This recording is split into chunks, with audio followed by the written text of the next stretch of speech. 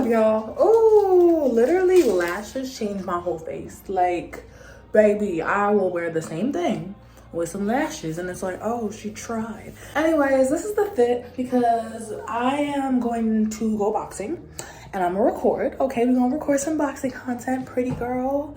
Boxing, I'm gonna really ask for advice because I already know people about to be critical, so I may as well learn because I actually am open to advice and constructive criticism. I'm not just like, no, I'm always right. I'm down to learn. But yeah, I'm about to go boxing and then I'm gonna do a little booty workout. I'm sore. These classes kicking my ass. But anyways, my workout outfits are coming tomorrow. My yoga mat comes tomorrow. My boxing gloves I already got, okay? I got this from Walmart. They gave it in like a little goodie bag thing with the groceries I ordered. Ooh, damn. You're gonna try it out. It's dust coming out like a genie in a bottle. Passion fruit. I'm not vouching for it. I'm just saying, you know. Ooh, I usually don't put any type of liquid or powder or juice in my water bottle, but I'm gonna just stick it in the dishwasher and wash it real well. Anyways, yeah, I'm gonna record some content. I'm excited, and then I will show you my haul tomorrow after I get my workout clothes.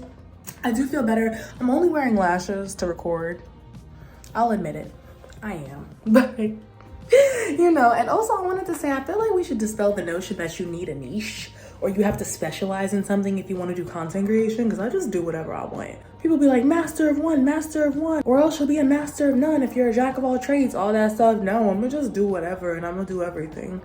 Like anything I want. If you think you know me for shaking ass, you might know me for boxing. If you think you know me for boxing, you might know me for writing. If you think you know me for writing, you might know me for traveling. If you think you know me for, you see what I'm saying? I'm gonna just do whatever I want. Because who said we had to come to this earth and pick one thing?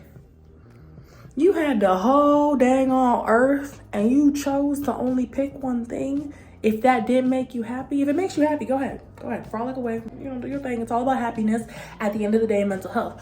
But don't feel like you need to like lock down on one thing because society tells you to, because look at all these different things out there for you to do. You don't have to know when you're a child. You don't have to know before college. Like, you're allowed to explore and keep experimenting with stuff. You ever see those like older people that just be doing stuff? Oh, you know what? When I went to the pottery class, I'm not gonna say she was older, but she was like middle-aged, maybe a little above middle-aged. And she was like, yeah, I'm just trying stuff. Thank you. Who said we have to come to earth and pick one thing? Who made up these rules? So if you wanna go do this, that, and the third, baby, go ahead. Okay, and there's a beauty about starting new and seeing the growth from here to here when you advance. And sometimes you lose your skill, you lose your craft because you trying to do so many different things that you can't, you know, keep up the skill level with all of them. But if you're having fun and you're enjoying it, why not? I still roller skate every once in a while. I still do stuff. So my point is, enjoy yourself, like experience everything. Anyways, yeah, I'm gonna go ahead and, ooh, okay, you peep. I'm gonna go ahead and go record some content and then I'm gonna work out for real. Nothing like Shazamming your neighbor's music. Let's go. The content creator on the way.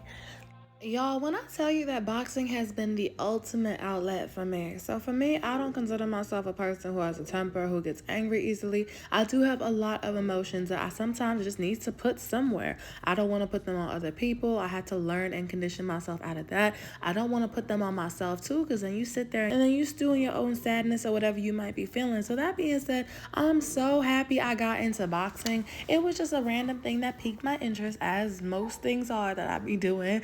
But boxing, when I tell you, it's been the best outlet. I've had it where if things are just not going right in life or somebody's pissing me off or whatever's going on, I go box. I feel stronger. I feel like I can really pack a punch. I'm learning new techniques every day. I'm having fun with it. It feels good. And it's a killer arm workout. I've always struggled with the weight in my arms. I've always wanted to try to make my arms stronger.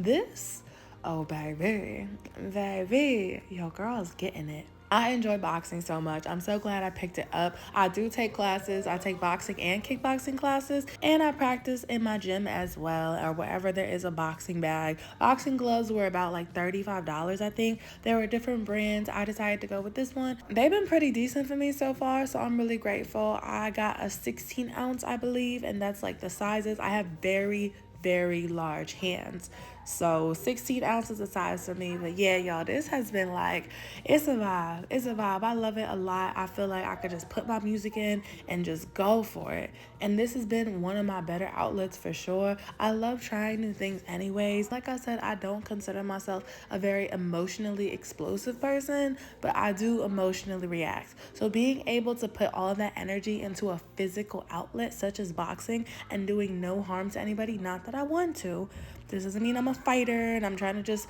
fight the world, etc. It means that I want to take all the energy I feel, even if it's negative energy, and I want to put it somewhere and bring a positive purpose to it. And that's exactly what boxing did for me. Boxing is my healthy outlet, and I believe everyone should have one. I'm not special. Y'all are main characters in your lives as well. So where do you go when something, someone, or some situation is testing you? You have to be strong enough to know you don't always have to be strong.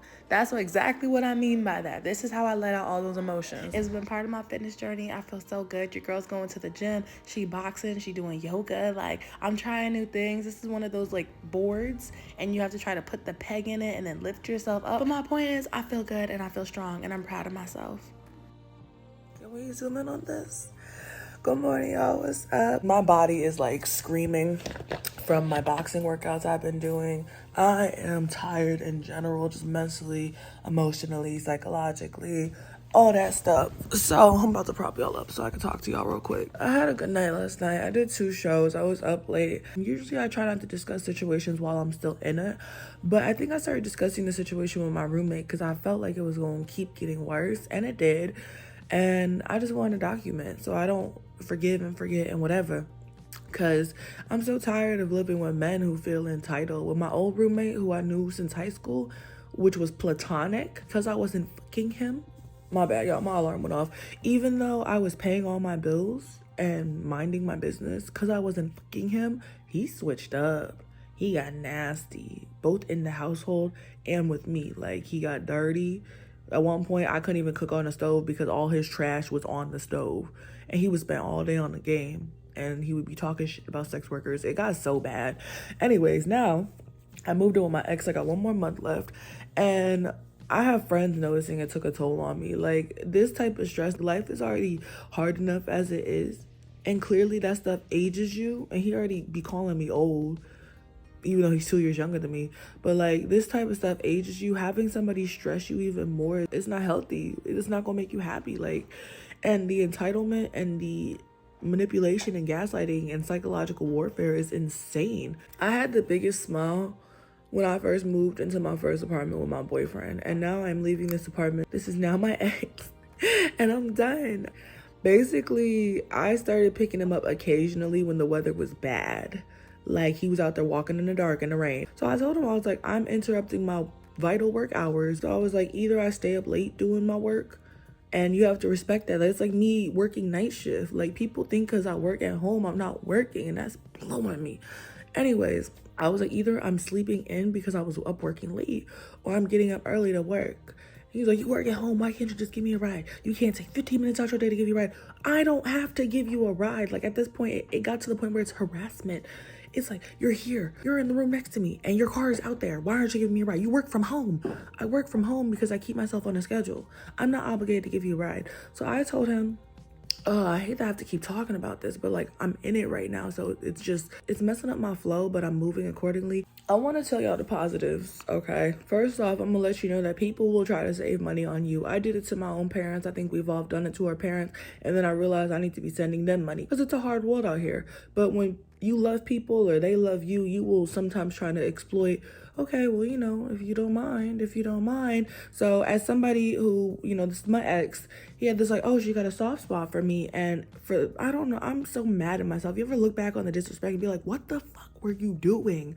I was letting myself stay in the house for hours, early morning, 10 a.m. to 10 p.m. at night with no vehicle, so he could have the vehicle parked somewhere so he could get to work. I was letting him drive my vehicle to go be with friends. His friends were paying him for rides in my car. I was not seeing that bread. I would get my car back on E. Like, the disrespect was loud, but I was in that lovey-dovey, oh, we just moved in honeymoon stage. So I kept trying to dismiss so much. Because for me, it was like, okay, well, he needs to get to work to pay half the rent. So I was like, as long as he could pay half his bills, I'm gonna let him have the car and this and the third. And I wouldn't even have a vehicle, or we were arguing about a vehicle, or it was, well, I need a ride now. So, you know, what you got going on today? He was so dismissive of my schedule, my work, everything I had going on. And I was being way too fucking nice this year. So I'm letting you know, even if it's really hard for you to set boundaries, you need to set them. Like, that's non-negotiable. Is my bonnet dry? Oh, nice. Hold up. Ugh. There we go. Anyways, we gotta maintain the brand, you know? Anyways, much better.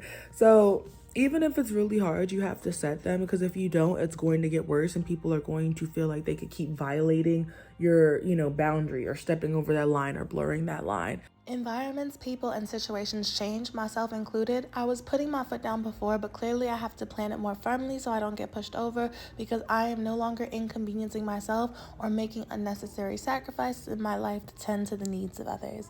That's it. And that's a promise I'm making to myself as a recovering people pleaser. I'll see y'all.